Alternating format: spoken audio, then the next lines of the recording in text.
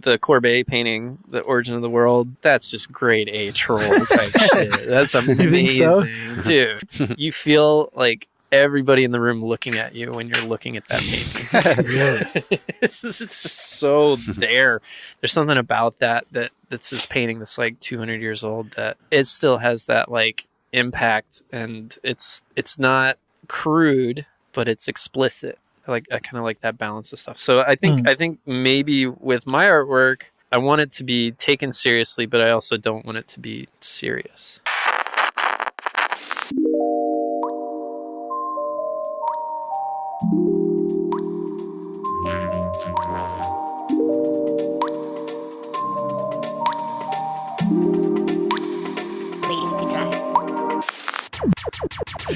All right, everybody. Welcome to Waiting to Dry, the #1 art podcast morning radio show. Is it supposed to be morning? Yeah.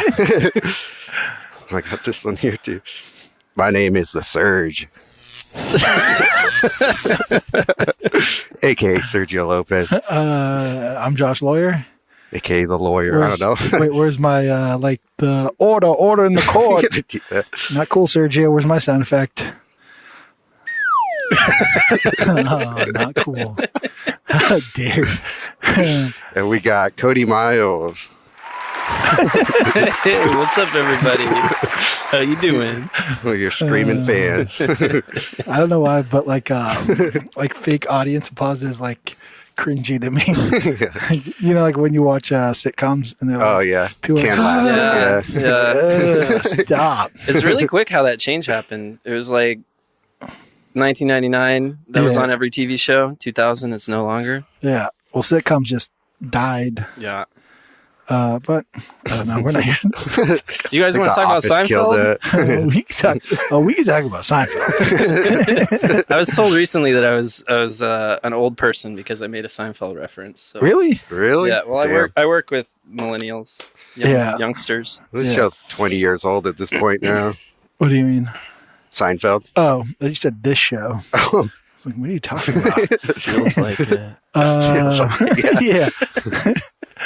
Yeah, I had the pleasure of watching an Ariana Grande music video this weekend. Oh, yeah. By choice, obviously. I'm super into that stuff. And they were like, oh, it's so great. It has all these like movie references. And it was like all these girls were at my house getting drunk and I had to watch it. And I was like, what movies are these? And they were like, it's like High School Musical or something. It's like all these like movies that I have no idea what they are. But yeah. I think they're supposed to be old enough to be kind of like retro to kids or something. I don't know. It didn't seem like. Dude, it's a trip, man. My students, like, I make these references and then I realize they were born in like 1999. Right. You know, and it's like, not to be the old guy who talks about that, but like, fuck, dude. For sure. Yeah.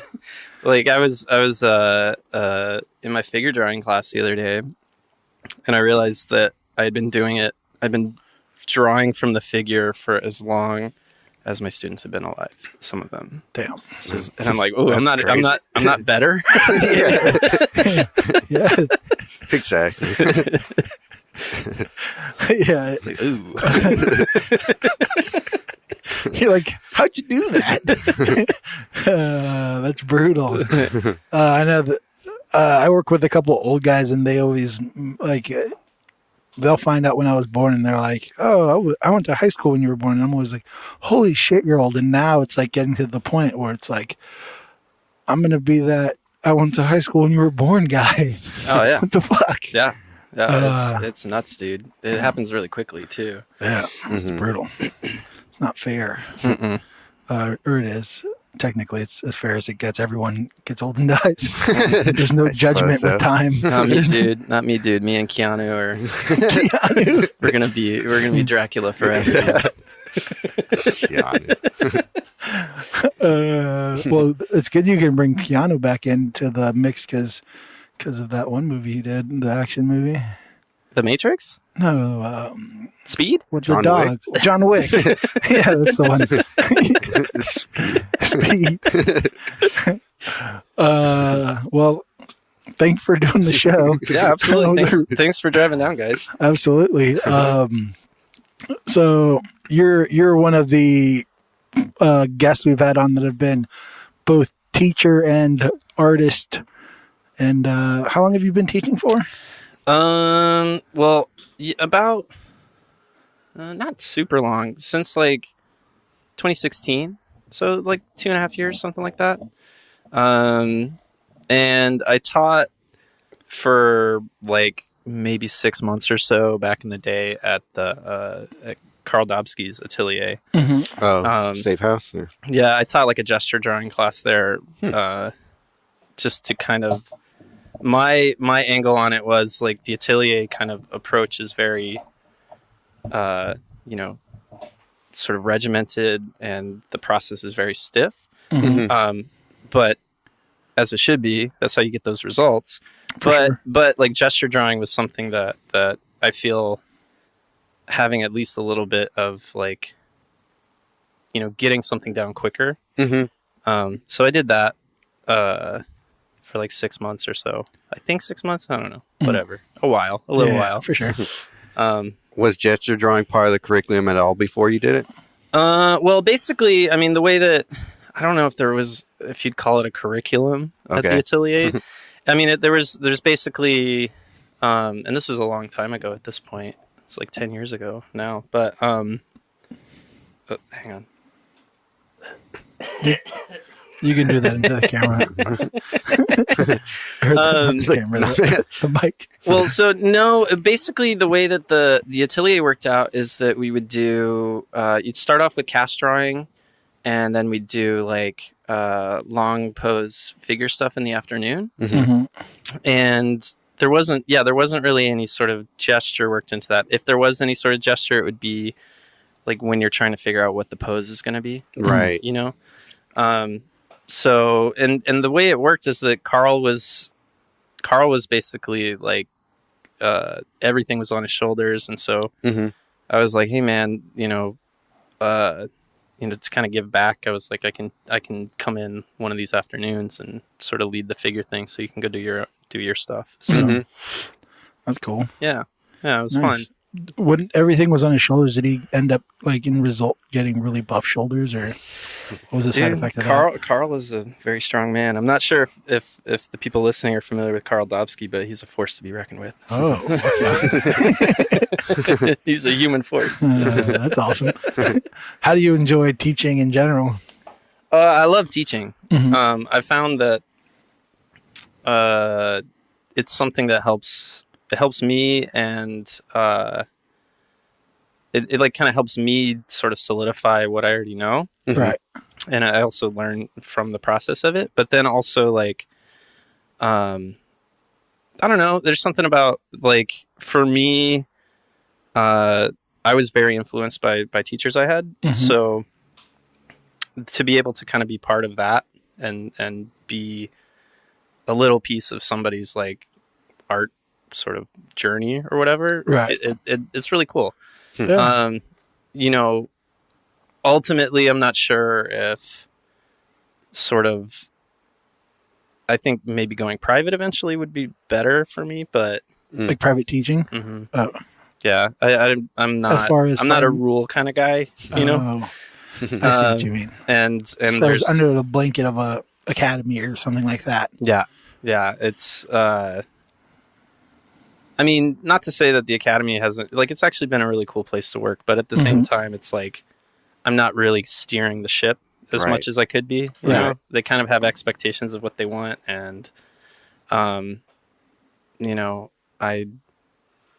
me, the result of what they're doing, like the pieces they put out aren't as important as the, like, what they're getting through their head. You know what I mean? So like, what is something that you think would be like, that you would focus on, and like, and maybe, so you mean like as far as the mindset of an artist, is that what you mean?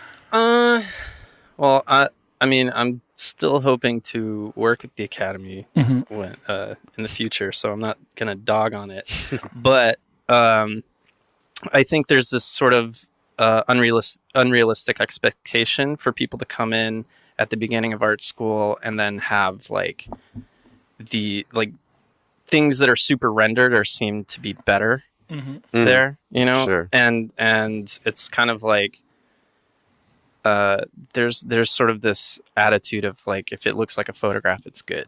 Right. And that's not where I come from. You know what I mean? Where it's like, you know, realism is important, but there's a difference between something being photoreal and something being like understood, how the forms work, all that kind of stuff. So I don't know.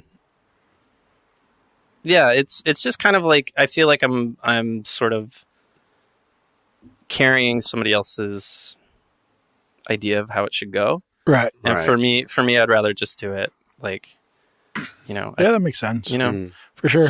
But it's nice to have the infrastructure, you know, like I paint from a model every week. That's sick. Like, yeah, that's awesome. Like, yeah, free model and, paid. You're getting paid. Yeah. And so negative free or negative paid. Was that a thing?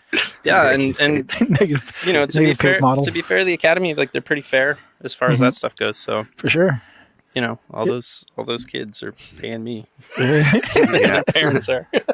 Yeah. I mean, that whole concept of like one style being the more meaningful style, or, you know, like the photorealism or whatever being the more appreciated, whatever is like something we talked about a bit recently, where it's just like the idea of us.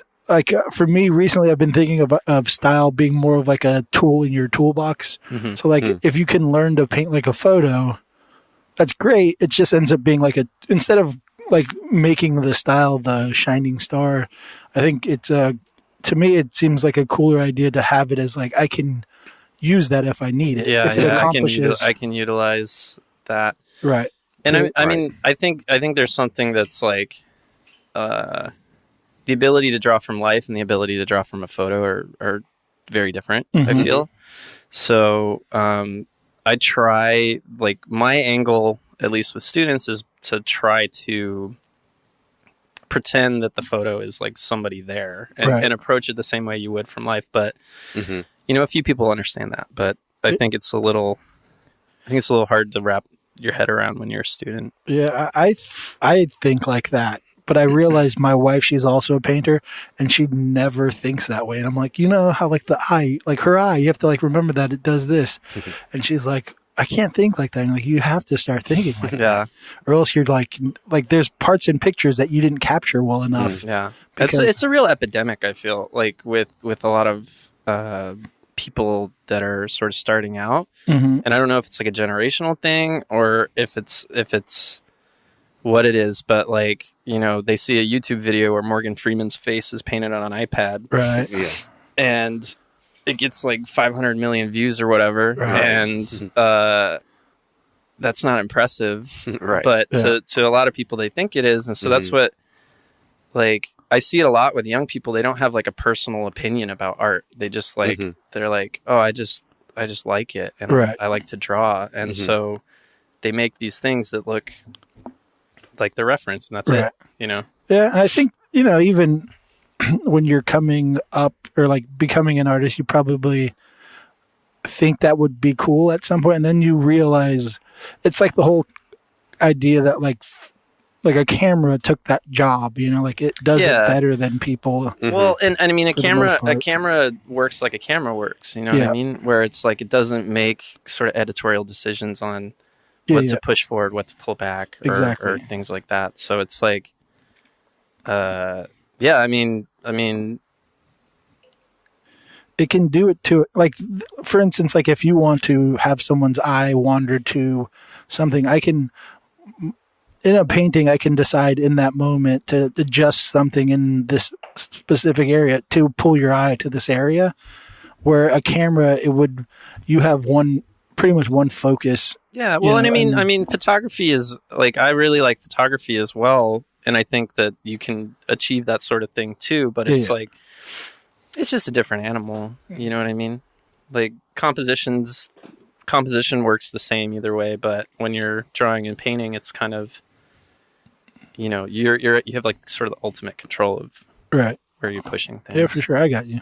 You're saying that we're better than photographers, is if I'm getting it right. And they smell funny. Something about that. I'm gonna say they're. Oh. It seemed like I was joking, and then I almost pushed you there. Yeah. Well. Okay. Well, I've had that conversation before About East Coast, West Coast beef between photographers and artists. Yeah. Well, it's just kind of this. I think the entry level to being like a moderate above amateur photographer is lower than being a moderate draftsman. Yeah, I agree with that. You know what I mean? Like, Yeah. It would be weird if I feel like even if a photographer disagreed with that, it would be like weird to me. It's Yeah. like, I mean, well, but at the same time, I would rather look at the amateur photographer's work than the amateur. Yeah, probably. yeah, you're probably dead on about that.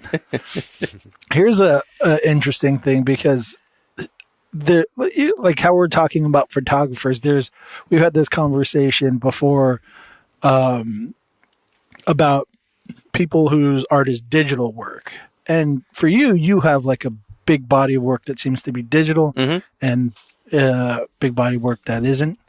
But we've had this conversation where there seems to be like a beef, not as bad, maybe not necessarily a beef, but like this like weird, like light jabs people give each other. I'm guilty of it. Yeah, I think I get it. I mean, I would prefer to see something real in front of me. Right. But at the same time, like if you're trying to crank out an illustration and you've got to send it across the country, right, and they want revisions for sure and all that kind of shit, it just, having the digital tool set is we're just in a different world. We're not NC Wyeth anymore. We're not Rockwell, where we can fucking. How dare you? I mean, maybe Sergio is. But you know what I mean? Like I think there's just an insecurity thing for some people about it, because they're just two different things, right? For sure. Like when you're painting a traditional piece, or making a traditional piece, it's like you're making an object, and it's like no matter how it's reproduced, the object is always the best thing. Right. And when you're working digitally, it's sort of like you're making something that could be reproduced easily. You're making something. I don't know, man. I mean, like for me, I learned how to paint digitally before I learned how to paint. That's crazy. With real stuff. Yeah. I was a computer nerd back in the day. I mean, I just thought it would be interesting to hear your perspective on it. Yeah. You seem to be probably the most in both worlds of the artists we've interviewed. Yeah, I mean, all the stuff I teach right now is digital painting, and I sort of like the reason that a lot of my sort of traditional work is like pen and ink or this sort of very direct traditional thing. It's not on purpose or anything, but I think it's just because with digital you can edit like all day. You can just completely change, and it actually can be kind of a hamper to how you're working, because it's like like you have to commit to something, but you don't have to. Right. And so that can make your shit kind of weak. For sure. So I like working with like pen and ink and work very directly when it comes to like my personal work or stuff I do for galleries, just because it's more just decisive, But yeah. That one thing you said that's kind of interesting is that when we make art in the physical world, it gets reproduced, and when it reproduces, it's never as good as the original. And it's kind of interesting because when you said it, it made me think that digital work is the exact same way. Like if you consume digital work on a screen, it looks way better than if you reprinted it. So it kind of like is this interesting, but you don't know what screen you're going to look at it on, right? Either, yeah. Like that's sort of the hard part about digital illustration is you have to kind of do a best case scenario of how it's going to look. Like I'll have, excuse me, I'm going to burp in the mic. You wouldn't be the first. Sorry, I just totally destroyed all my intelligent credibility. But like, what were we talking about? We were talking about how. So I have like a monitor that I have like a shitty monitor. I have my laptop monitor. I look at it on like my phone. I have like before I turn something in digitally, I have to like check it on all these different like scenarios of how it would be looked at, you know. And so yeah, I mean, digital is like, I think it's just a tool. I think I wouldn't want to go to a show of prints. Right. So, but what I'm saying is like for instance, consuming a painting in real life is the best way to consume it.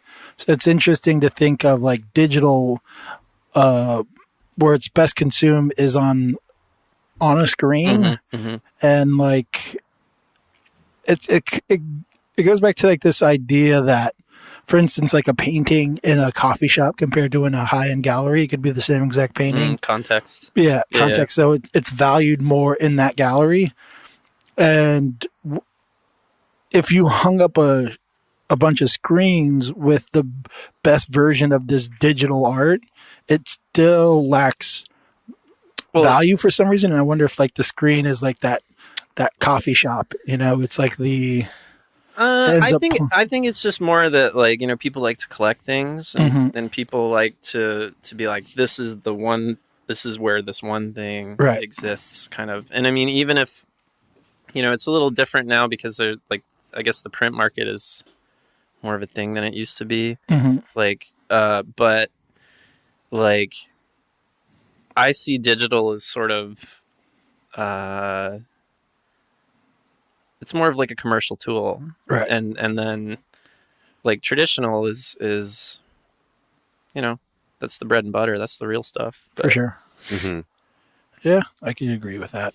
I just thought it would be a fun rabbit hole to chase down. That context concept I'm thinking of on the spot. For me, it's like I kind of wish I worked a little less digitally, just because it's sort of my comfort zone because I don't have to break anything out. Like, I basically can just like roll up and start working and not have to think about it. For sure. But on the other hand, is like when I get hit up to be in a show, I'm like, oh God, what do I have? What have I done in the past like 6 months? Fuck. Right. Yeah, for sure. Yeah. Does it end up being a thing you get rusty at? What, working traditionally? Yeah. A little bit, but not like oil painting is something that I feel like I've always enjoyed doing, but I've never been super great at. And so I'll go through these periods of time where I'm like painting in oils for like 2 months or something and being like pretty, pretty diligent about it. And then, you know, other stuff will come up. I'll be working on other projects or whatever, or, and then, yeah, like the learning curve to get back into oils like sucks my balls, dude. So yeah. Is that a bad thing or a good thing? I'm still a little confused with that metaphor. I'm just kidding. Well, I don't know, man. I'm sensitive. I don't want you to stay away from that.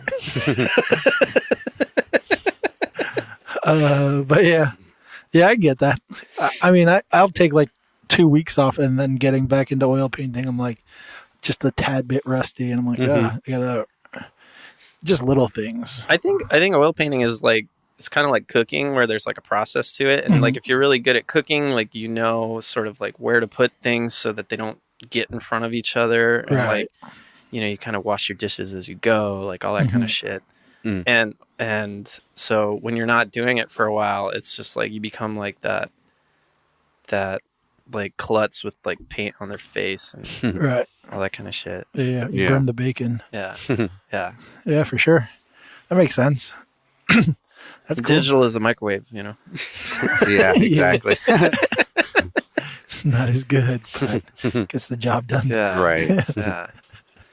That's beautiful. Digital is the microwave. Where's your digital sound effects? Yeah. We got to have some sound, like space sound effects. Where'd it go? Oh, too late. The moment has passed. It's never too late. Okay. Just do it. So, and you've already told us this, but you're moving. Yeah. This from might the Bay Area, at least for a chunk of time. Yeah, so this might be the first time I've publicly said it. Uh-oh. I mean, I've talked to like everybody that needs to know. Oh, I was gonna say, yeah, Mom, yeah, no, plug your ears. yeah, no, she's not gonna listen to this. Okay. It's about art. She don't get it.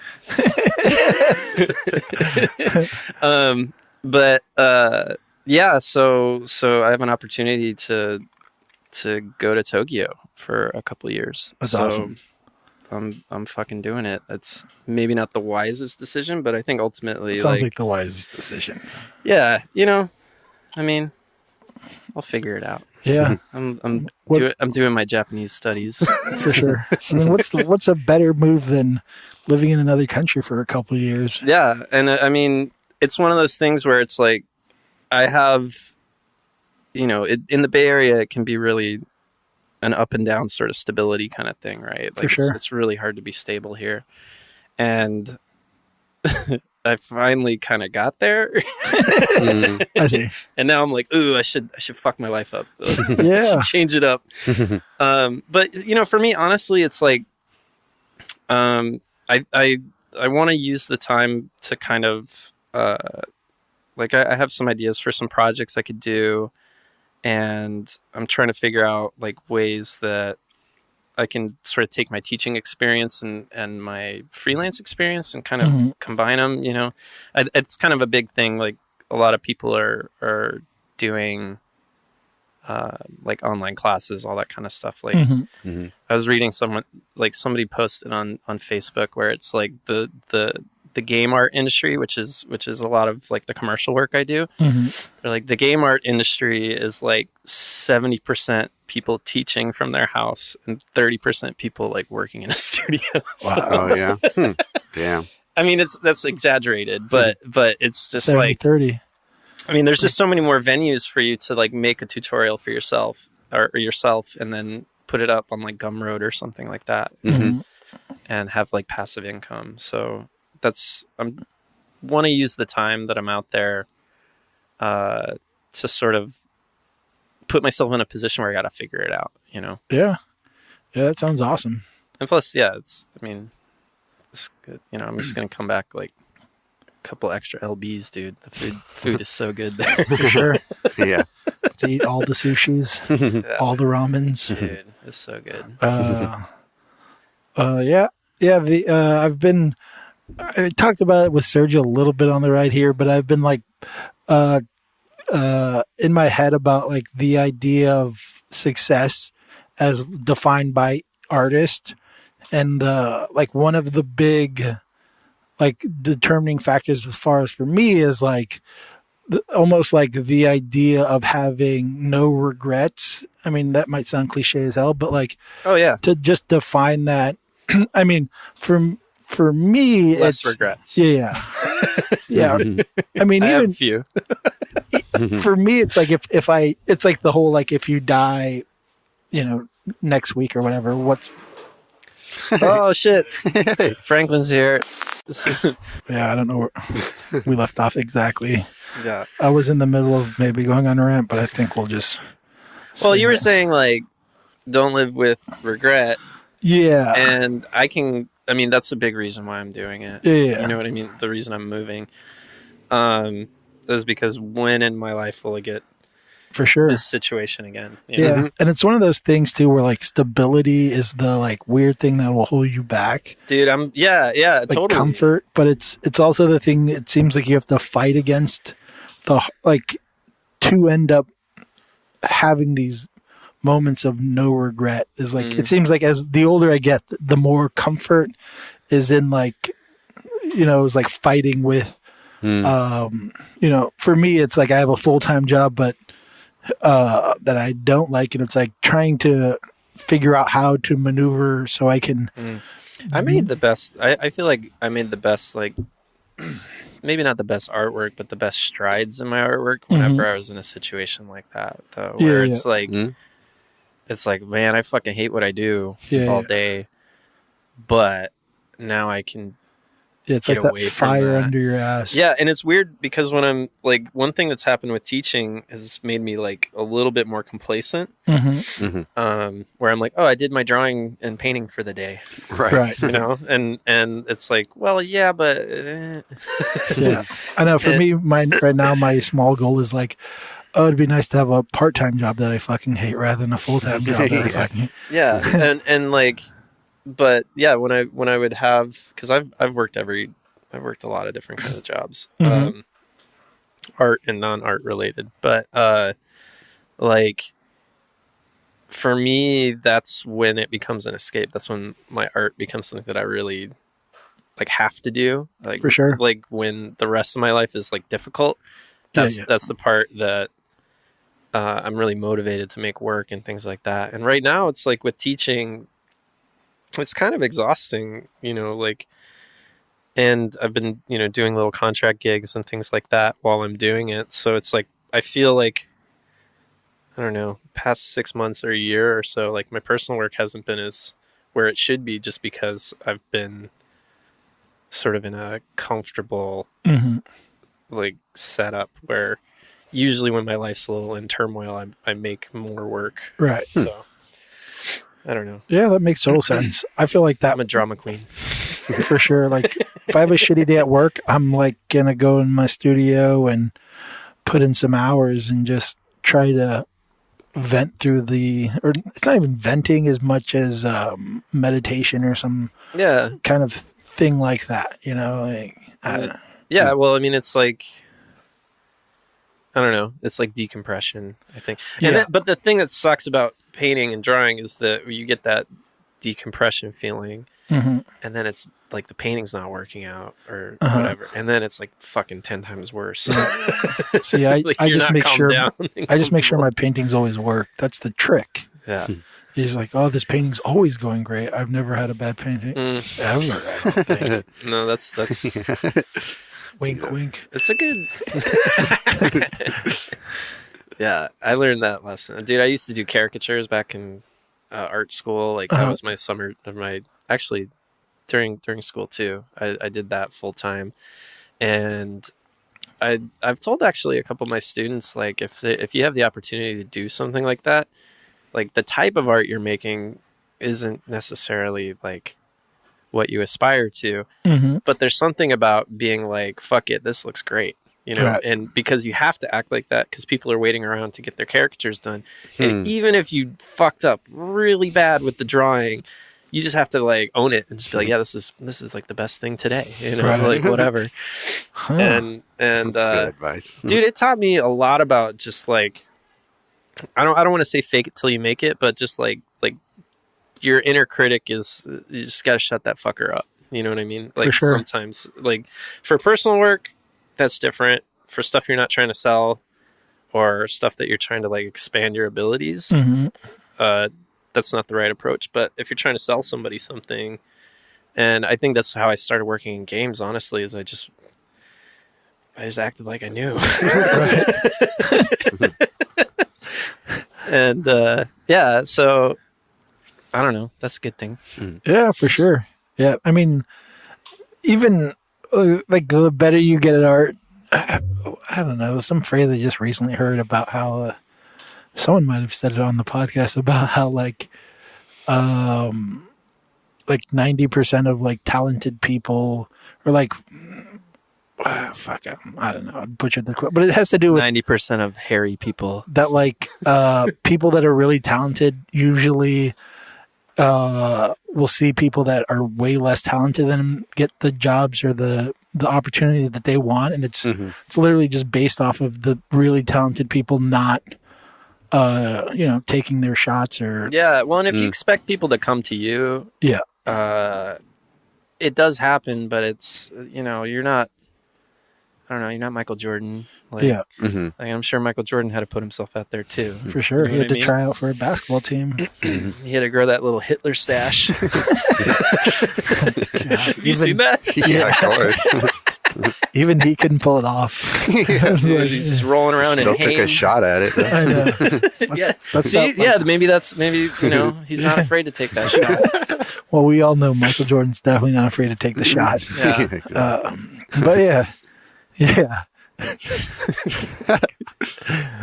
That's one of those things where, like, when people are so famous that they just are like a little crazy. Yeah, well, Or a nobody lot tells you crazy. no. Nobody tells you no. And honestly, dude, you see that shit with all sorts of creatives. Oh, yeah. That's why Star Wars, like, the prequels, 8 balls, and that's why a lot of painters, like, eat balls. Shots fired! I mean, are we going to say that the prequels weren't good? No, it's just But you know what I mean? It Like, was all bad except for that Jar Jar Binks guy. It was genius move. I mean, I physically don't remember those movies, but like, I don't remember what happens. Just And blacked out. I saw them all in the theater like 3 times. I loved Star Wars back in the day. I don't really like it as much anymore, but I think it's something that, like, when you have too many yes men, you have too many people like sort of validating your whim. Mm-hmm. That's when you really have that's when your sort of point of view suffers and your shit starts sucking. Mm-hmm. So I don't know. I don't want people to tell me I'm good. For sure. Yeah. well, it's not happening today. Yeah. Well, that has to do. Thanks, Serge. That's like when people do tell me I'm good, it's like that. Like, man, it sucks. Yeah. I have. That's when my like self critic comes in, and I'm like, there's too many little. I think we were talking about that a little earlier about being a little optimist. I'm like, but that's where my self critic does the best work, is when people are like, oh, I love that one. I'm like, Yeah. I hate that one. It's important to like make that distinction between your work and your life, though. Yeah. That was something I had to learn, like, in my early 30s, was where, like, a lot of my self-esteem was tied to, like, my work, and so I was super critical of my work, so therefore super critical of myself. Right. And, like, it's just this, like, shitty pity party, you know what I mean? Right, for sure. So, like, I think that's one thing that, like, a lot of times younger artists or people that are trying to make their way doing this stuff, it's like they can't separate themselves from what they're doing. Yeah. Yeah, I think probably a big reason for that is because as artists, you're like defined by what you do. You know what I mean? Mm-hmm. Like that's who you are in a weird way. It's like, I'm an artist. That's who I am. That's what I do. Look at all my pants. They all have paint on them. Look at me. Ooh. Oh, I can't go to this fancy dinner because everything I own has paint on it. That is the best Sergio impression I've ever heard. I know. I felt personally offended by that. I'm just gonna. I was thinking of some people I know in particular. Yeah, he's right there. Fuck you, asshole. I had to rub my eyes. I was like, Sergio. And scene. And I was like, whoa. Shit. I don't know. I remember there was an art show I went to, and this guy was fucking. It was like a group art show. Mm-hmm. This guy was just covered in paint. I was like, holy fuck. And I walked up to him, like, hey, which painting's yours? And he's like, I don't have a painting in here. I'm like, why are you wearing that? You went to an art show covered in paint. Dude, you don't even have a piece. There's this whole fashion world that I didn't know very much about, and I still don't know very much about, but my girlfriend works in fashion, so I've been learning. Yeah, dude, it's like basically there's this sort of what's the word for it? Hobo chic. Yeah, or well, no, there's just trying to be like. Basically, a lot of the fucking fashion right now is trying to look like an art student or like a punk or something, or like they'll use like tattoo imagery, but like their own version of it, and like It's the worst. I mean, I don't know that much about this, but anytime anyone tries to do something in this realm, it's always the worst because it's like some weird caricature of. yeah, and well, and then it's like a $800 T-shirt that Yeah. $800 Ramones T-shirt or some bullshit, Right. Where it's like I don't get it, but yeah. So there's, I don't know. Yeah, I used to have this shirt I would paint in that it was like had a ton of holes from like working in it, and it just was like super thin because I wore it for years. And my wife, she was like, "When are you gonna throw this away?" And I'm like, "But it's super comfy and I like painting in it." And then my nips can breathe. Yeah, literally one of my nipples would show. So then I ended up throwing it away, and then one of her like fashion forward friends came to our house, and he's like got like a ton of holes in his shirt. I'm like, look at that shit. That was my shirt, except for you can go out right now and get a $300 pair of jeans that somebody wore them down and stuff. So I don't know. I mean, but it's to match people that are like me that just wore the shirt so much. You kind of earn your aesthetic. Yeah, you know, and they're just fast forwarding through that just by paying for it, and it doesn't even read correctly. Like the rips in the pants are like when they have the rips on their thighs, you're like, what were you? We've talked about it before. It's like, what were you doing to get like? No, they just put a belt sander right there. Yeah, exactly. It's like you get rips in your knees because you're like working and you have to like get under something and your knees get scuffed up. Yeah, it's not because. So like the logic of the fashion world is like, put a rip there. You're like, that doesn't go there. Yeah, I mean, I'm not trying to dog on fashion 100%, but I do think that there's like this element of the art world that like really cares about what other people think, like too much. Too much, you know. Yeah, for sure. That's human nature in general. Yeah, probably. I don't know. That's true. But we're too cool for that, right, guys? We're super cool. I just like watching Sergio's face when he pushes the button, dude. So I kind of want to go back to Japan. Okay, me too. So, so you've been there before, right? Yeah, only once though, and that was earlier this year. Nice. And so, you going in? Are you going to look for an art studio? And well, I have a couple maybe leads of people that that are sort of expats that work out there. So I'm gonna try to meet up with people out there. Yeah, if anyone's wondering what an expat is, that's like a group of superheroes that are part of a school doctor. Yeah, they wanted to get the fuck out for a little bit. Yeah, or maybe forever. But I don't know if I'm on the forever category. But I think it's like a nice time to take a break from the States. I don't know. Yeah, it's probably a good break time. 2 years, come back in the peak of election. Yeah. Chaos. When we have maybe you should switch it to 3 years. When we have Macho Camacho. What's that movie called? Idiocracy. Idiocracy. Holy shit! That already came to fruition. We really got that. Macho Camacho. Holy shit! I mean, I'm not going to say Japan doesn't have its problems either. For sure. You know, like they have, from what I don't know. I don't want to speak with authority about it because I'm not from there. I just have been observant. But like, you know, there's problems with people being kind of myopic in every part of the world right now. For sure. Right now, I don't want to be political, but I just think that we are very myopic right now in the United States. So, yeah, I went to Thailand. They were like, "Oh yeah, I mean it's bad, but it's not that bad. We have a military dictator who's pretending to be publicly elected." It was like, "What?" He's like, yeah. I was like, "That's nuts." I mean, there's definitely. I mean, but shit, dude. There's a bigger stack of cards that can fall here. Yeah, yeah, that's true.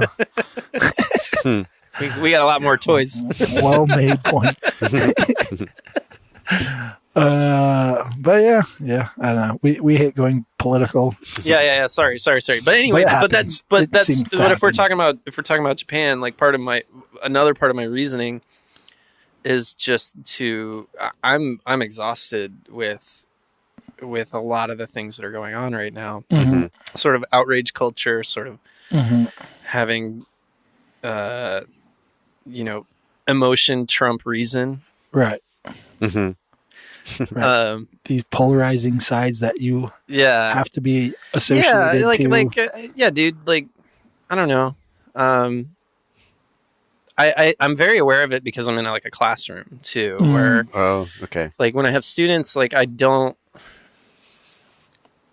I'm a very like when I think of something, it just comes out of my mouth, and for better or worse, you know what I mean. Right. So I like, and for teaching too, it's like I think that helps me with teaching because I actually like just respond in an honest manner. Mm-hmm. But you know, you just have to like tiptoe sometimes, For sure. and Yeah. like, you know, mental health is an issue for sure. You know, everybody's got feelings Mm-hmm. and problems, but you know, when you've got a class of like 16, 18 people and like 4 people in there tell you that they didn't do their homework because they're depressed. It's, motherfucker, Fuck. you're an artist. You're supposed to be depressed. Fuck.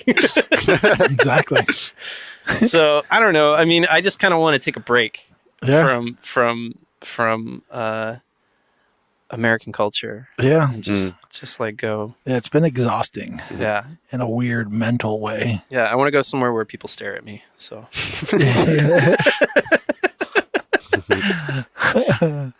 Yeah, Japan seems like it would be an awesome place to go. My wife is probably extremely jealous. She come on out, man. She loves Come the hang out. Japanese culture. Don't say that. Come She hang will out, literally dude. book the ticket.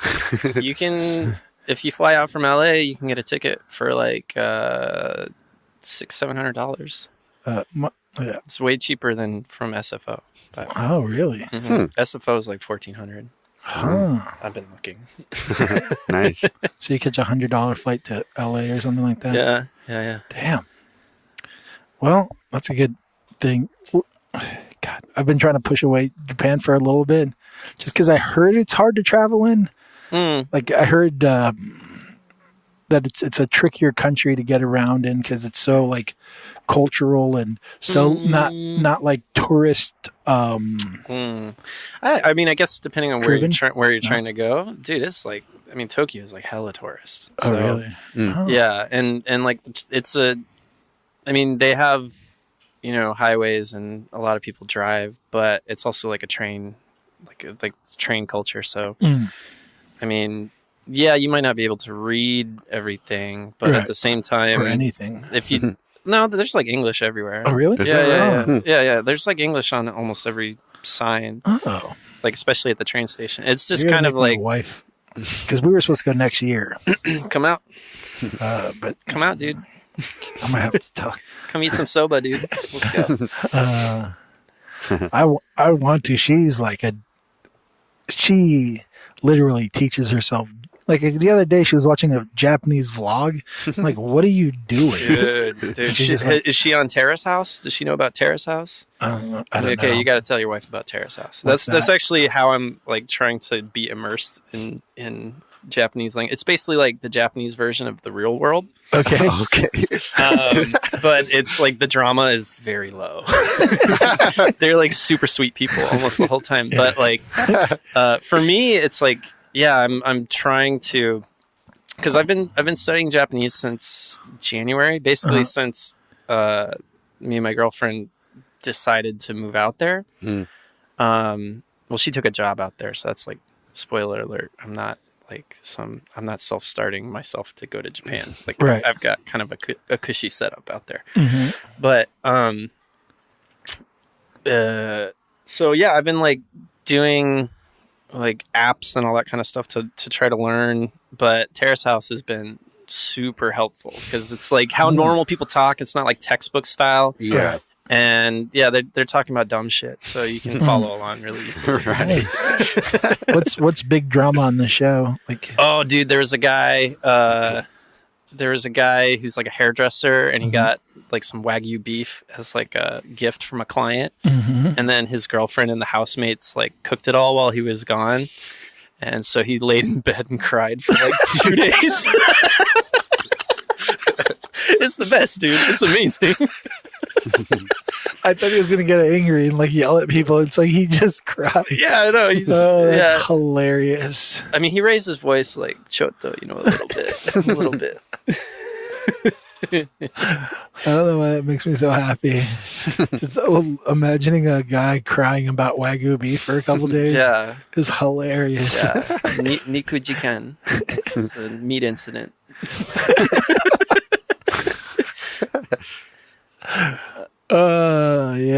Yeah, that's awesome.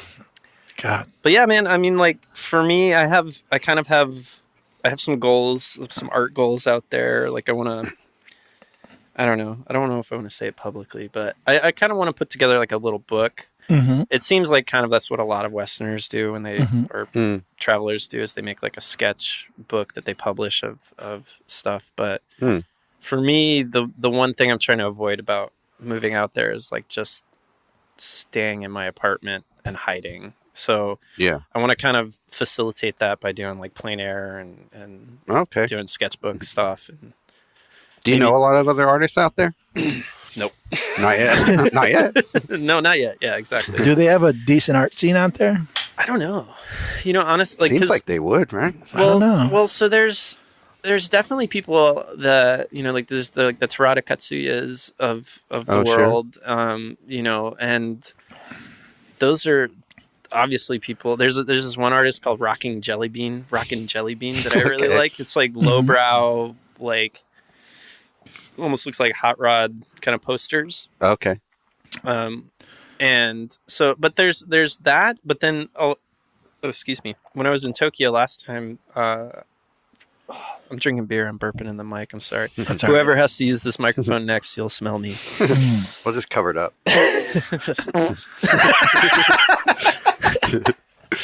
But no, I went to like a few different galleries out there, and are you guys familiar with American Illustration, like versus like Society of Illustrators, like the American Illustration competition? No idea. Well, so like the Society I know what you mean, but the Society of Illustrators competition is like much more, at least back in when I looked at it, it was much more like skill, like very.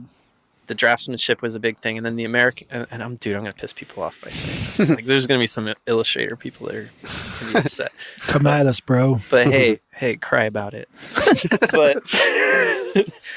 but the American Illustration side is much more conceptual.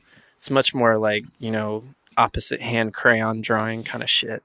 Okay, and so. Yeah, I know where I'm not going to get published.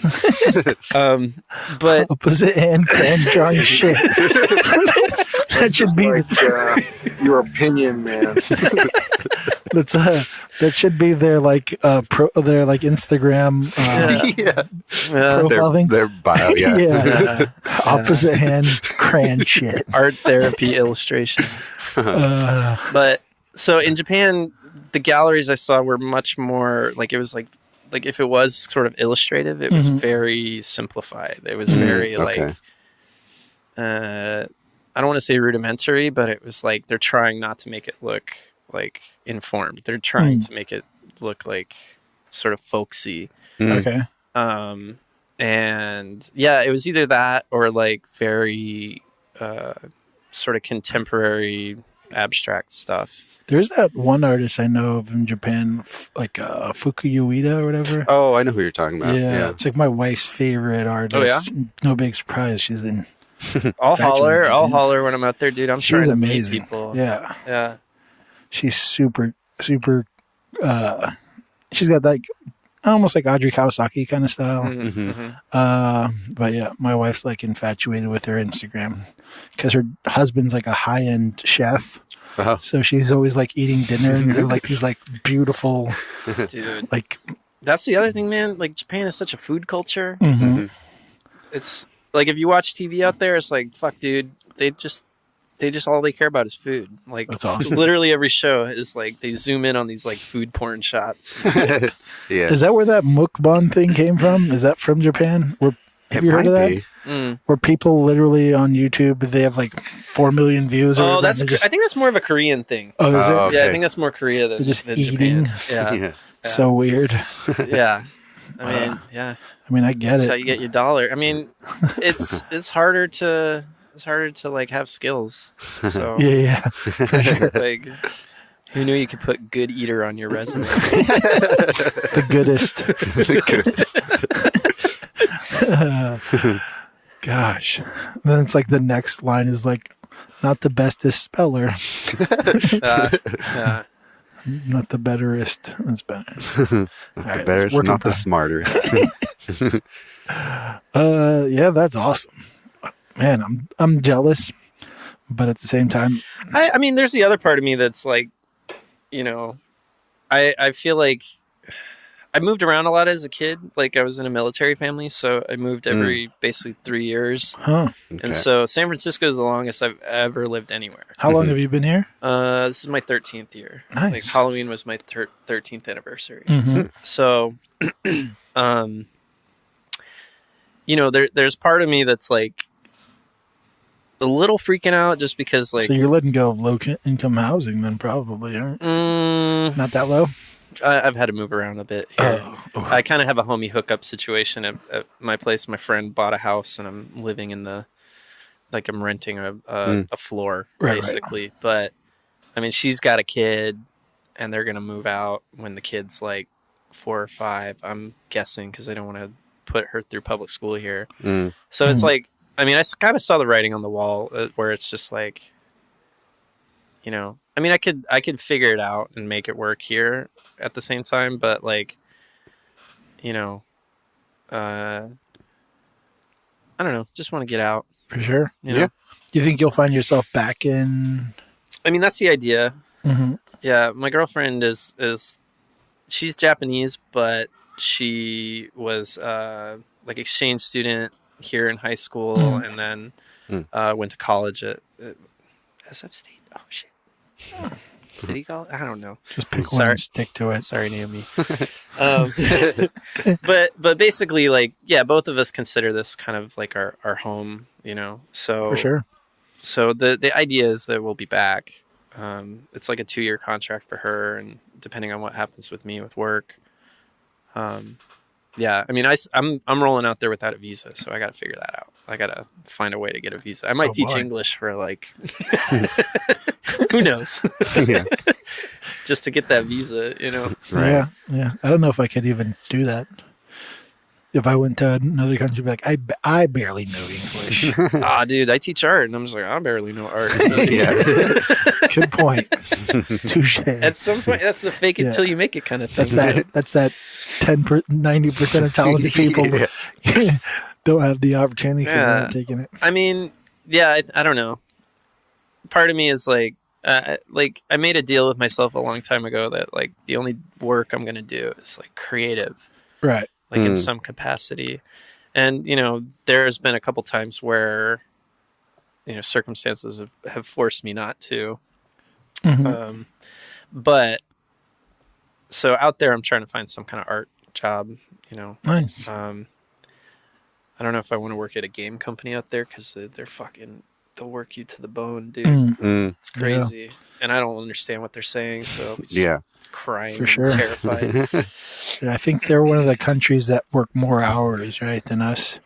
I think they work like 60-hour work weeks or something. Like the average it's a fairly unhealthy work culture, I think. I think that's one of the things that needs to be addressed there for sure. I mean, I'm a foreigner, so for sure. I'm telling them how they should live. But Perfect. How American. Hey guys, did you think of this? Like, I don't know what you're thinking about, but like, what about just we like just learn chill? How to chill? Yeah. Exactly. Best Sergio impression ever. I'm from California. I don't know how you do it. You just nail Sergio every time. Nice.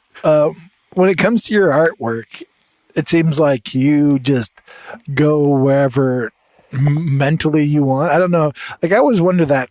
I feel like a couple of the artists we've dealt with recently, they kind of bounce all over the place. And I, for the most part, am not that way. And I have trouble wrapping my head around that. about like what determines why you paint what you're or drawing or whatever. You know, well, so from my perspective, I'm envious of people that have a very like sort of like laser focus on what they're going to do. Mm-hmm.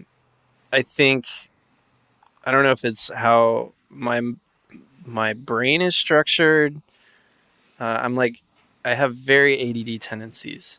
Yeah. And so for me, like when I'm working on something, the problem isn't like working on it. Like when I'm in the zone working on something, I can sit and work on it and like, you know, but when it comes to deciding what I'm going to do, it's just sort of like this scattergun kind of thing. And it's actually something I want to work on. But yeah, it's sort of like what I want to do at the time. You know, there's pieces that I do that have like a narrative to them or like a sort of a point. But then there's also, you know, like whenever I'm painting skulls, I'm just like running back to my comfort zone. Right. You know, because that's how I learned how to draw was just like tattoos and like heavy metal shit. So like no wonder you and Pat are such good friends. Dude, I've known Pat. Yeah, Pat's like also one of my oldest friends that we still talk like really frequently. I've known him. He moved out here from Virginia. I met him in 2002, 2003 on conceptart.org. Oh, that's what I was going to say. Did you guys first like meet online like we all did? Yeah, we both were in Virginia at the time. Oh, okay, that's all right. And so, yeah, we went on like drawing dates. Yeah. Sat on his bed and drew skulls. Which is true. Like how most love stories start. Yeah, dude, I love Pat. Did you hear that, Pat? Yeah, that's something that like just like that focus. I've always been envious of people that are like, I know what I'm gonna do and I'm gonna go right like along this path. And for me, my fallback has been like, well, if I don't know what I'm gonna do, I could always get better at fundamentals or I can get better at you know, a certain aspect of what I'm doing. Even just grow your visual vocabulary is a pretty good thing. Yeah, and you know, and that's one thing like, you know, with students, they just don't have a point of view. And I'm like, well, you don't need like a grand opus point of view. You just have to fucking like, you just have to have like a small direction on something and make it. But yeah, like, so a lot of the work I do, I mean, I go between something that I could do like in a sitting versus something that would take me like a couple weeks to do. Like, I haven't been doing as much of like the pencil rendering stuff, but that's sort of like, those are pieces that I'll start, and it's always something I can come back to and kind of just keep poking at for a while. And then I'll have like the ink stuff, like that Reaper one. I was like the one I made the stickers from. Like that is one of my favorite pieces, not necessarily aesthetically. It's just the fact that like I did it one shot with a Sharpie without preliminary drawing and things like that, where I had an idea of what I wanted to do, looked at a little bit of reference, but like overall, it was like in and out in like 2 hours, and I felt like pretty, like it felt like an iconic image to me. So maybe that's where my work is going. I'm not sure, but it's interesting. I mean, that makes sense. That whole, drawing with like marker or pen, when it's so permanent and you nail it, there is this weird satisfaction that comes with that, where you're like, oh, that worked out perfectly. Like, yeah, that's true. Yeah, that's my shit. That's my shit. Yeah, that's cool. I mean, I don't know if you want to go into those paintings. We brought them up. Yeah. Should we just go into them? So might as well. Sure. Probably pause and set them up so we can see them. Sure. We can just call it like a crack pipe or something. Yeah. So it stays classy. Yeah. Keep it SF. Yeah. Awesome. So so you were mentioning the Reaper piece you just did recently that, you know, It's not that recent anymore, but or that you're stoked on. So we figured we'd segue to the art section of the art talk. It should have like it should have like butterfly sounds or something. no way, dude. That's That's just- what art sounds like to me. Maybe it sounds like butterflies to you, Like dog. like a But Bob Ross thing where we go, welcome to Art Talk. yeah, We talk about some painting. I want my art to sound like that air horn, man. That's cool. Maybe that's a new goal. So you did these two paintings or drawings, That's better. illustrations. Yeah. Welcome to Art Talk. But yeah, we have two pieces that we're looking at. Both of them kind of are great in how they show your range of what you decide to illustrate. So you have both of them are ink, and they're both. It seems like when you work on ink, like the way you decide to put in your line or whatever is very important. At least it seems like that to me.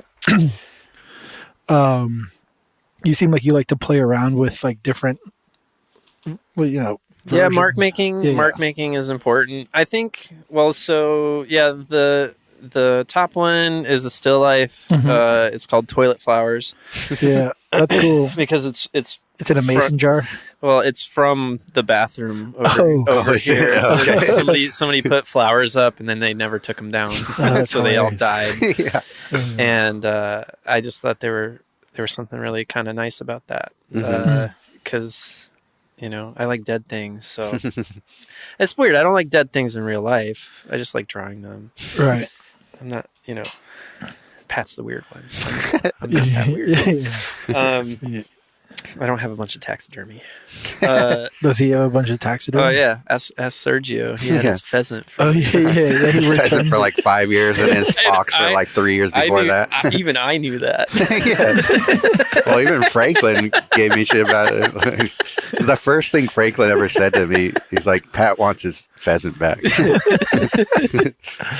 Well, but yeah, so that's a still life, and then the other one is sort of it's this Reaper image that I've made into like stickers and things like that. But so yeah, the Toilet Flowers is actually like a still life, and then the other one is sort of invented. That's funny. The Toilet Flowers is kind of funny because when I didn't know which pieces we were going to talk about till we got here.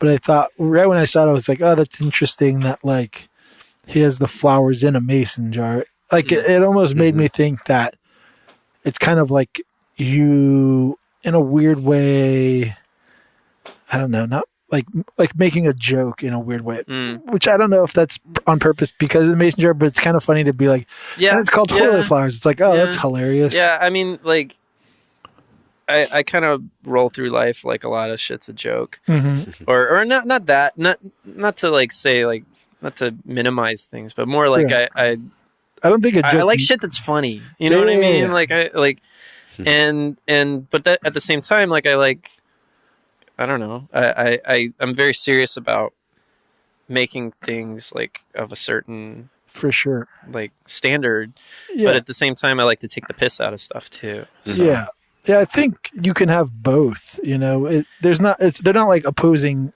sides. Yeah, it's like you can, if you are a funny person and you want to add comedy to your artwork, there's no reason why that isn't still as valuable as someone trying to be super deep or whatever. And you can be super deep and make jokes. There's some funny, like classical paintings that like the Courbet painting, The Origin of the World. Oh, sure. Yeah. Like I mean, that shit that's just grade A troll type shit. That's amazing, you think so?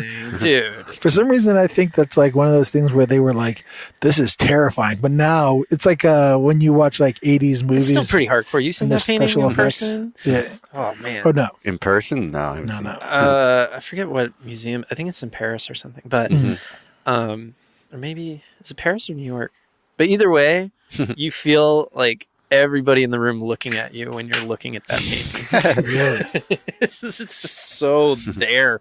And like, dude, I don't know if it doesn't really necessarily pertain to what we're talking about with my pieces, but like there's something about that's this painting that's like 200 years old that right. It still has that like impact, and it's not crude, but it's explicit. And I kind of like that balance of stuff. So I think maybe with my artwork, yeah, like I want it to be taken seriously, but I also don't want it to be serious. For sure.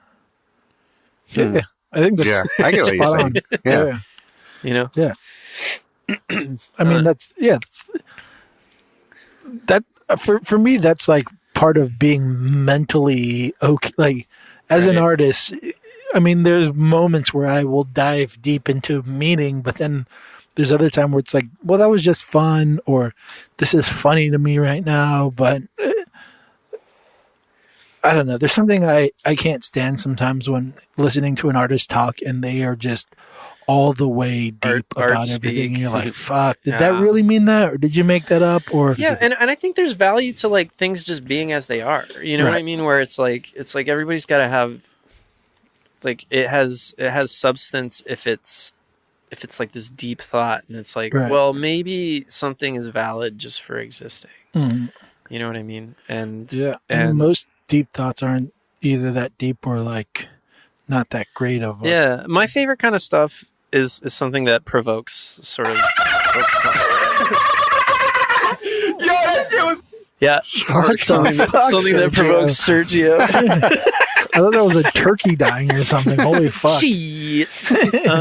But no, like I like stuff that sort of leaves a door open for you to figure it out, and your sort of interpretation of it is it's valid. Right. So like, you know, if it's goofy, like if somebody thinks it's goofy, that's okay. If somebody thinks it's like, you know, really arty farty, that's okay too. But for sure. Yeah, I mean, like just got to look good. Yeah. And they can, it's like, for instance, if yeah, it's pretty much what this is like, it's a mason jar of flowers, right? Like there's something that's like dead ass flowers. Dead ass flowers. And it's like methane induced flowers. Dead ass. Infused. And it's just something that's just like you can take it.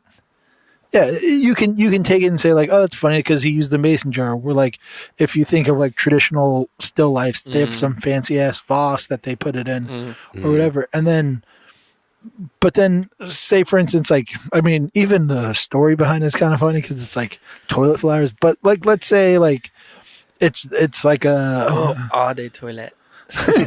Eau de toilette. Is that right? Eau de toilette. That'd be sick. I should have. Okay, that's what it's called. Let's rewind that tape. Yeah. But like for instance, there's this like a story that my wife told me about some guy who gave his wife a rubber gasket for. A rubber gasket for when he proposed to her, and he was like, I promise like that when I have enough money I'll buy you a good ring, right? And then to this day she still wears a gasket, and she just buys one when the one busts. Like she never and he bought her a good ring, but she just doesn't wear it. She likes, but there's something about that where like you could make something that looks shitty but also has like this deep narrative behind it, and can also be perceived as silly and be perfectly good with it. But it's like this great thing of like that. I just think people are too serious, man. Yeah. Like, you know what I mean? Where it's like, I don't know. I've never been like a financially motivated person to, you know, my parents and my loved ones dismay. So I like a lot of time. I mean, I've definitely I've had solo shows and I've sold work and Mhm. and I do sell work, but that's not something that is, you know what I mean? I'm not trying to play the game like that. Right. And ultimately, like, the money I do make tends to be from commercial work or like doing stuff for games or things like that. So when it comes to this stuff, like all those sort of the way you should be kind of things, I don't listen. I don't care about it. You For know sure. what I mean? Because for me, like, making stuff like that is just like, I don't have to submit it for, I don't have to do a sketch pass and then get that approved, and then I have to do this thing and get that approved. And they don't like, they don't like dead flowers. They want live flowers, and that kind of bullshit. And so that's what I deal with being an illustrator or being a game artist, and to some extent being a teacher at a university. So when it comes to doing my own stuff, it's just kind of my own. That's what makes you happy. Yeah, like, I take things seriously, but I also, like, I make fun of a lot of things too. So Yeah, that's a good move, I think. yeah, I mean, we're like, we're all the same ultimately. Like, we all just kind of had a different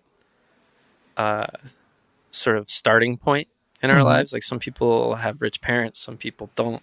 Some people have parents, some people don't. Right. And like, I really like fame culture and things like that. Really, I'm not into it. And in the art world, like, I definitely like game recognized game. Like, you see people that are really good, Right. and like, I respect that. But like, For sure. like, respecting a name just for knowing it is not, Yeah. Is this a total tangent? No, Talking I about like some it. toilet flowers. That's great. But you know what I mean? Where it's like, I think when it comes to my own personal work, like, part of the reason it is sort of like scattershot the way it is that it's really like, this kind of stuff, I just want to do what I want to do. And then the rest of my like creative life, the part that pays my bills, dude, I'm a slut. I don't care. I'll do whatever you want me to do, ATM, I don't care. But sorry, maybe some of my students are going to listen to this one. But, hey, what's up, guys? But you know what I mean? Where it's like, I almost prefer work for hire for that, where it's just like, I can disconnect and just deliver a product. And then when it comes to my own stuff, like, I do want to make more of it. Like, I've been trying to fill sketchbooks recently. And if you want to look at those, I brought one, a sketchbook too.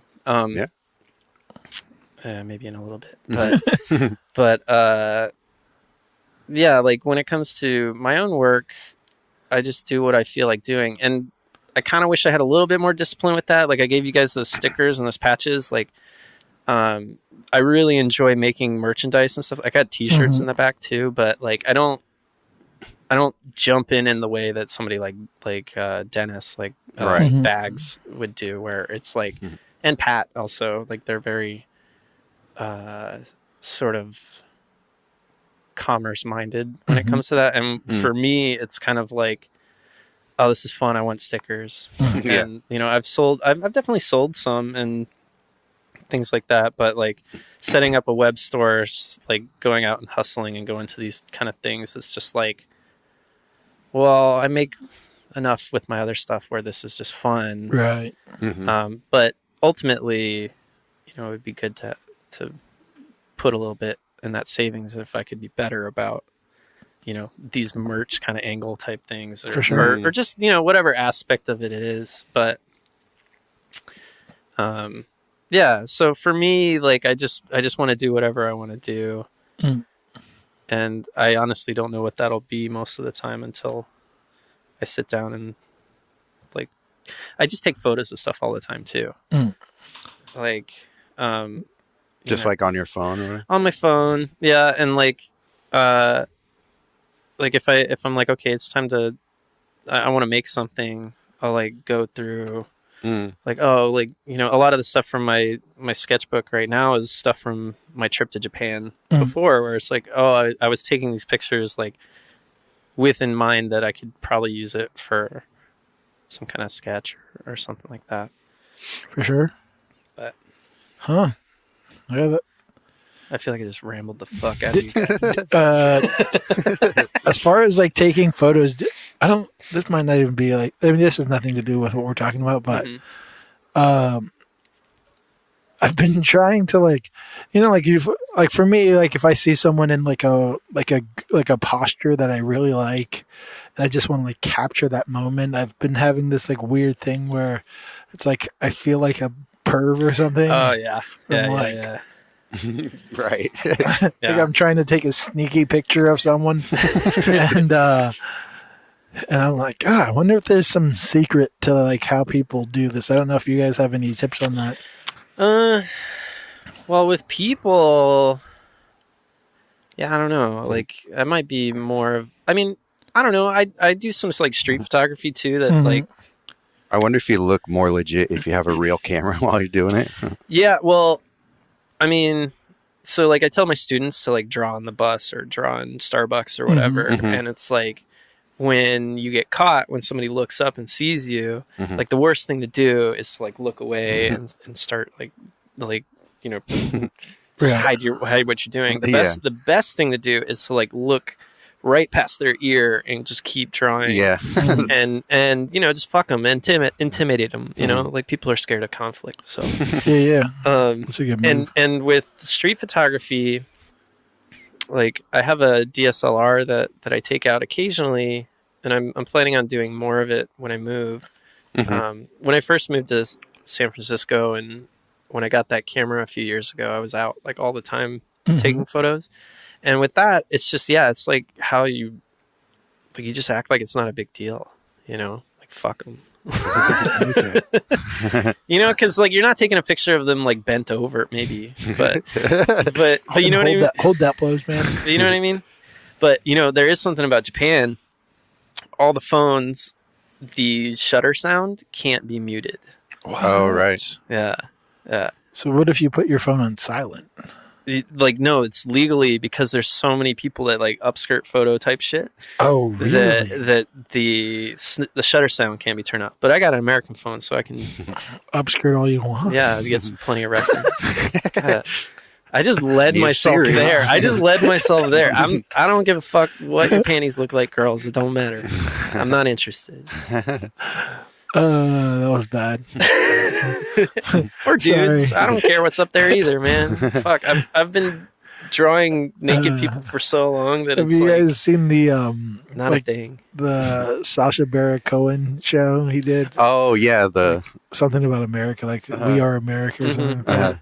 Where he did the upskirt thing. Oh yeah. Tell if they're like a terrorist. Yeah. Dude, that's so good. I find it disturbing that like our most, what I feel like important commentary, and maybe it's always been this way, is like through comedy. But like, the only way you're able to say something that means anything is if it's like attached to a joke, right? Because otherwise people get too upset, or people discredit it because they have to like, right? They have to. My team versus your team type shit. Yeah. So I think that there's always been some of that, like like French Revolution days, cartoonists doing things that was the only way to criticize the king or whatever. Yeah, their comedy probably sucked. Probably. It wasn't even edgy. There's a lot of. But the other thing I think too is like.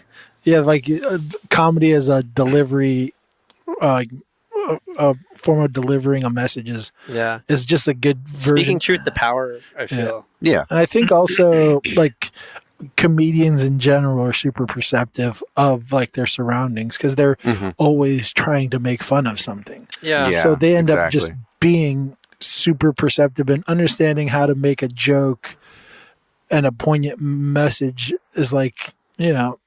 Well, you got like the George Carlins of the world, or Dave Chappelle, or people like that. It's they really have something to say. Yeah. and they say it in a way that's palatable and it makes people think. Yeah. So yeah, and it's kind of funny we talk about that, but like comedians were definitely something like that's what I grew up watching was like stand-up comedy and things like that. Like it's weird. I feel like kind of a late bloomer with this art stuff, even though not that late now that I'm old, but at the time, like I didn't really start drawing with any sort of intent until I was like 18, 19. Because I was going to school for graphic design, and I've always liked tattoos, but I was always like, well, I should get a job. Like I should do graphic design because I know how to use Photoshop, and that's how you get a job that pays money. And I didn't think drawing stuff could get anywhere, and like I liked it, but I just didn't have very much exposure. I would just draw stuff that looked like tattoos, like old school American traditional type tattoos, right? Or skateboard graphics, that kind of stuff. Yeah, it was like when I was in art school and when I had like figure drawing class and things like that, I was just like so bad at it, like so bad, and it made me like want to get better at it. But like my influences before that, like I would watch just like a lot of stand-up comedy. Like that was sort of, I was like a latchkey kid. I would just watch Comedy Central and like, yeah. So who were your guys, Carlin and I like George Carlin especially. Man, it's hard to think of like back in the day type of style. I mean, Dave Chappelle, obviously, but that's older. That's when I was older. What was that one guy that died? Richard Pryor? No, the blonde. Richard Pryor is the blonde guy. Oh, yeah. Everyone always points to his like Pringle can joke.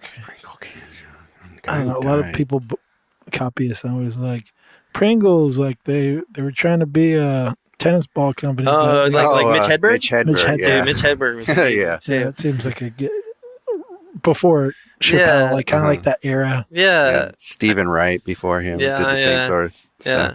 I just liked that it was people that were smart that were making, it just was funny to me.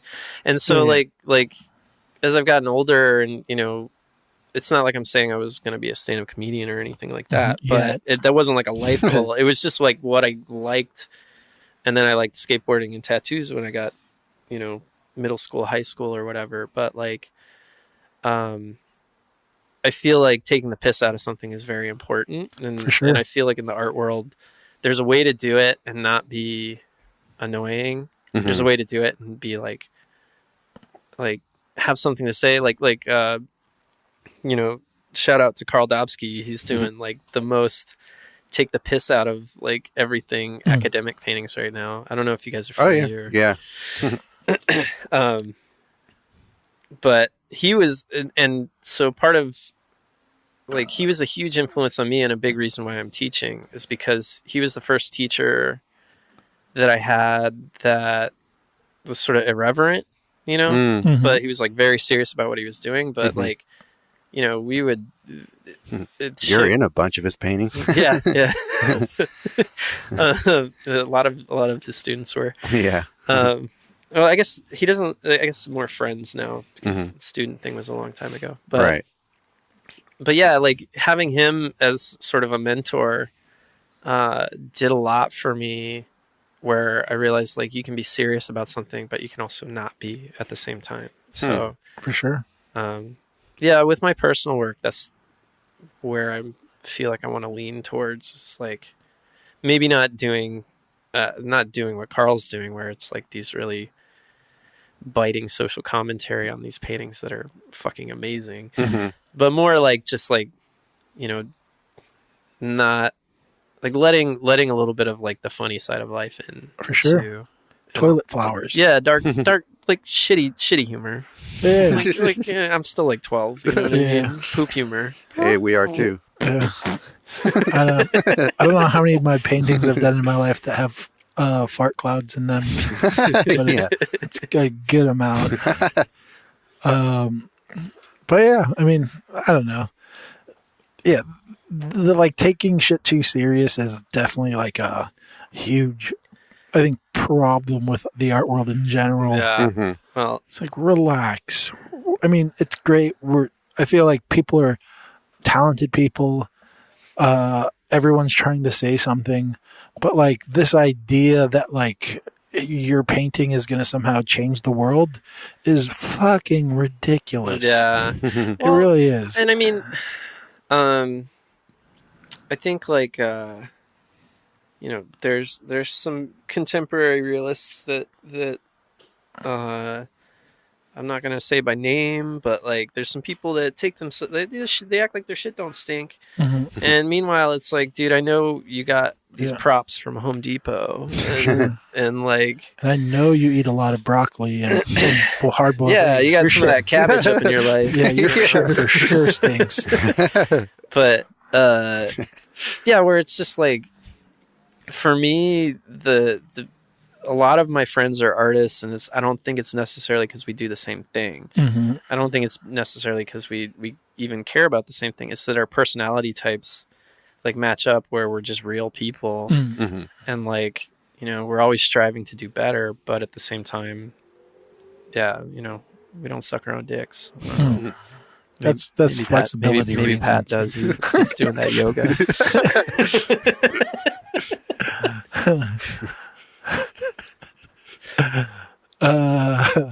Fuck, I don't know where to go from I'm talking about Patrick Matthews from the last 2 episodes ago. in case you're all wondering this whole time.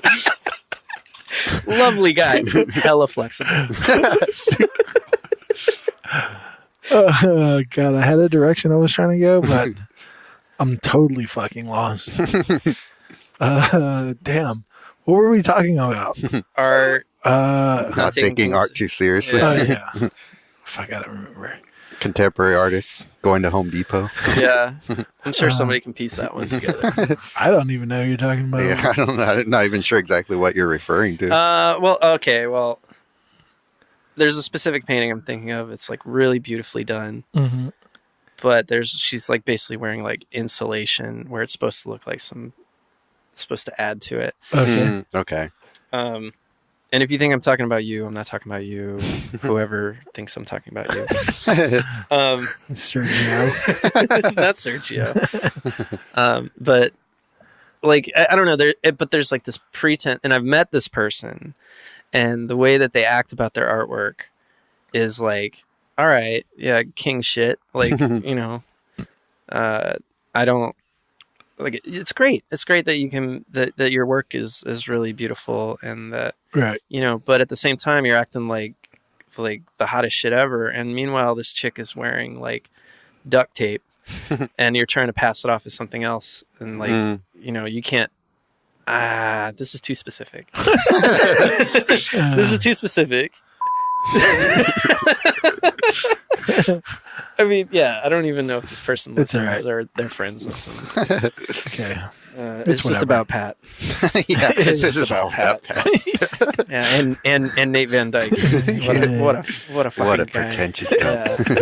Yeah. But yeah, I don't know, man. It's just this thing where it's like, the thing I like about art and sort of having an artist life is that you really get to choose for you personally what it means, and you get to choose you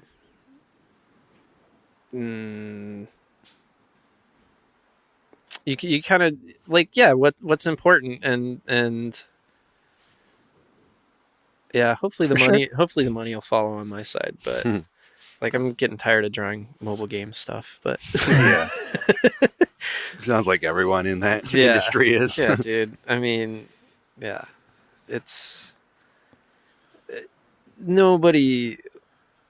There's very few people that really want to play those games that make them. Yeah.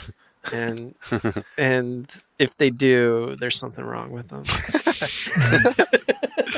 Another. Shots fired! Awesome. So we should probably kind of segue to Sergio's questions. Oh yeah, Sergio, What's up, Sergio? Sergio, Corner. Sergio's corner. Damn, I wish I had that on there. Sergio's world. Sergio's. Yeah. I need to add that to the Yeah, soundboard. none of us. You don't have kids, right? No. No. Yeah. See, I don't have kids either. So I mean, I have kids, but they're not mine. I just have them in my basement, just chained up. we'll just edit that part. They do puzzles down there. Yeah, they're entertained. Don't worry about it. So we have been asking artists who their top 5 dead or alive artists are.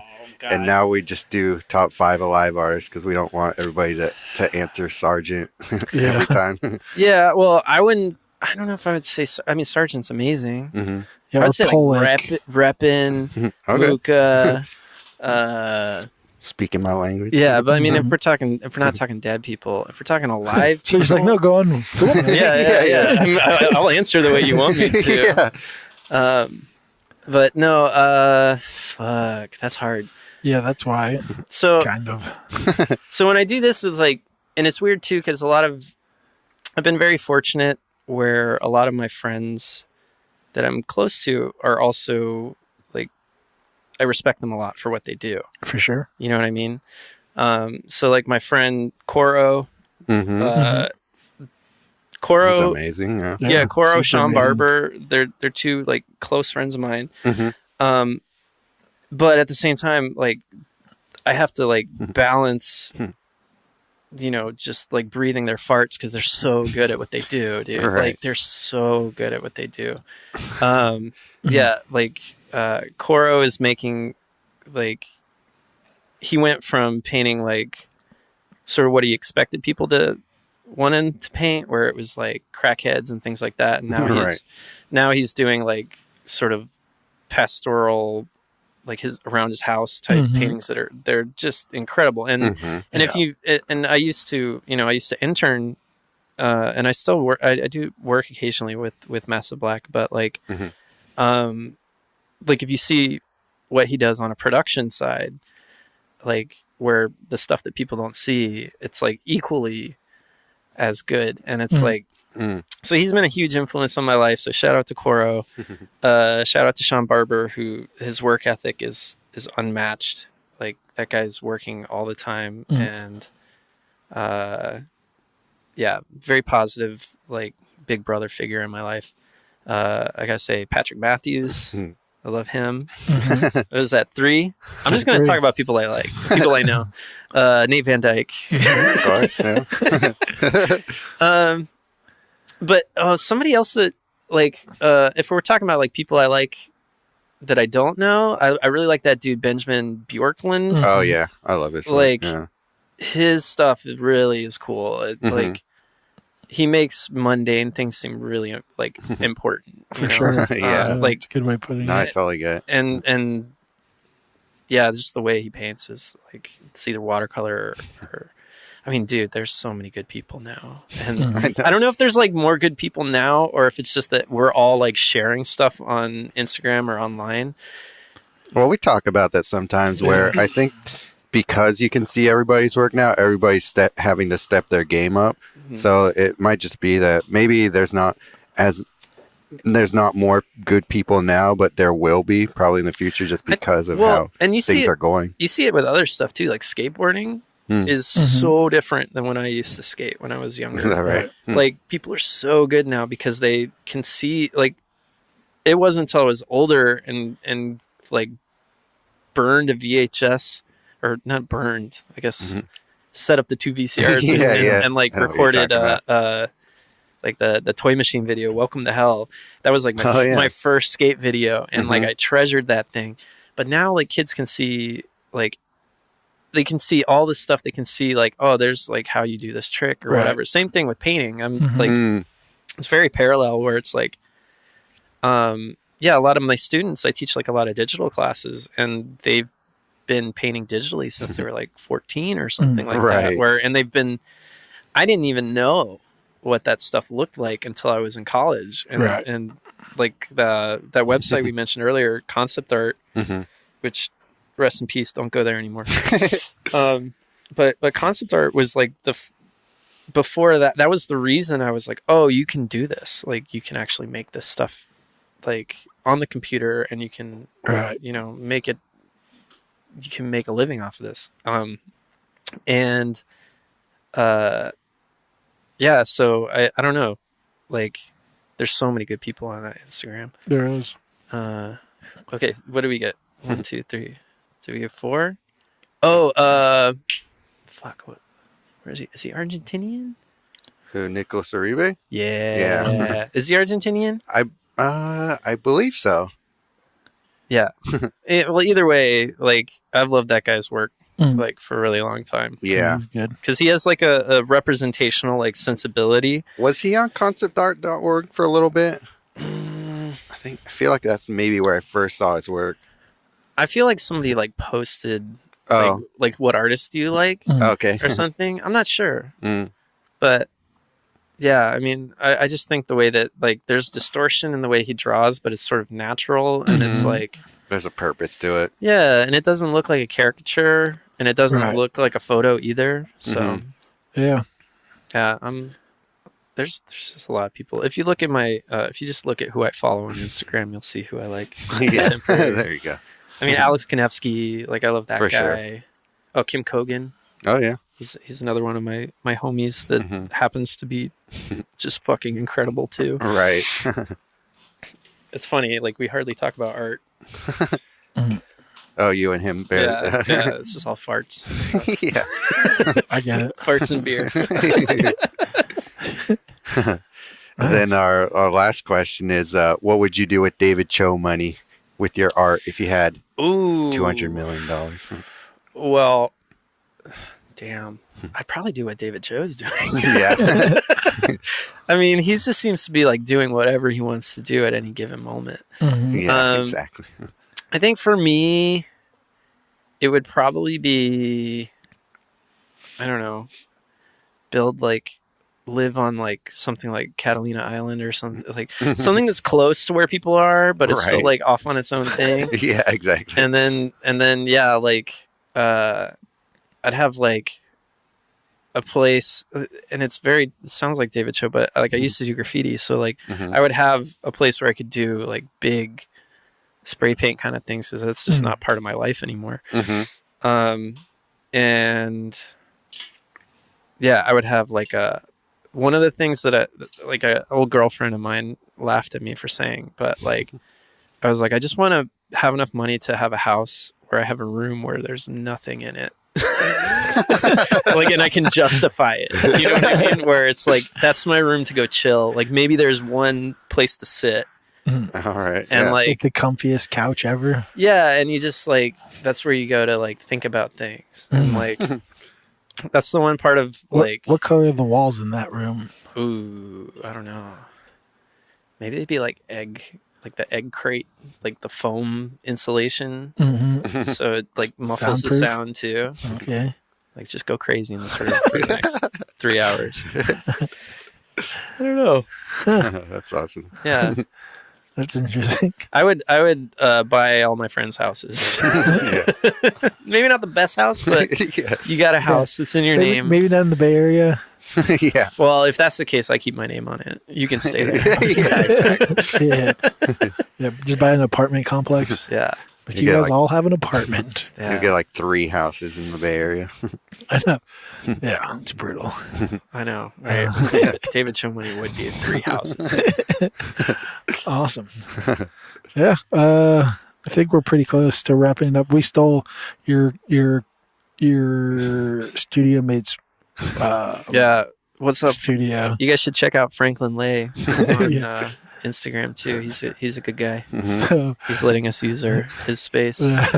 Shout out Yeah. Franklin Lay. I'm gonna piss in the corner. but yeah, if you guys want to find if we want to find you Well, so right now I'm most active on Instagram. Just recently, I just haven't been very good at the self-promotion thing.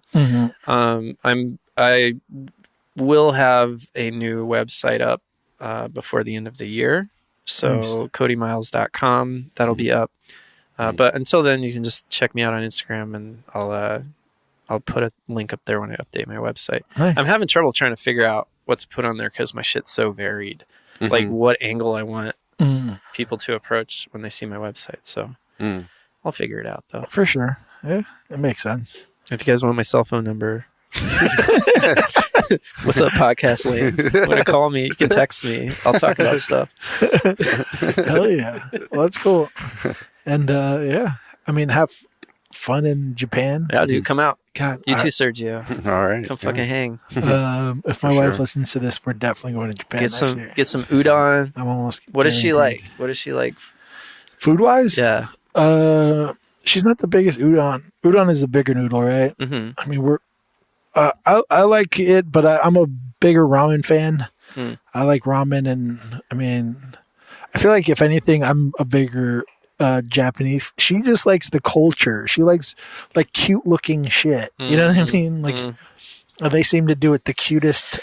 Sure, they littlest- weaponized cuteness. Yeah, yeah. Dude, even the like the police station has a little cute, like the Akasaka police station it's like it's a neighborhood in Tokyo.